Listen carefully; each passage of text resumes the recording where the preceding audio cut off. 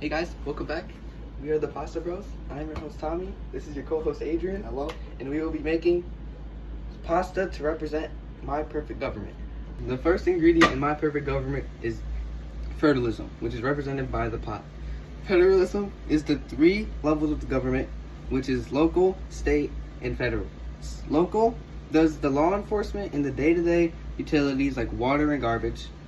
State makes infrastructure and helps fund the education system, and federal makes the laws. Second ingredient in my favorite government is popular sovereignty, which is represented by the noodles. Popular sovereignty is when the government gets its power from the people it governs. The next step in my favorite government is separation of powers, represented by the meat. Separation of powers is when the government has each party of the government does different things, such as the judicial branch handles more like of the courts, like just to name one. After we cook the meat, it's time to put in the sauce, which represents social contracting.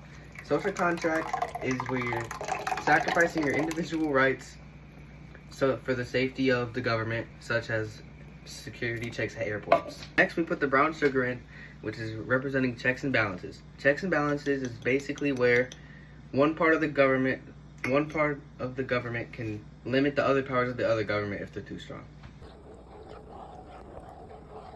Okay, next you strain the noodles. With the strainer is represented by limited government. Limited government is basically where the government's power is limited to protect your own individual rights. That's a perfect government.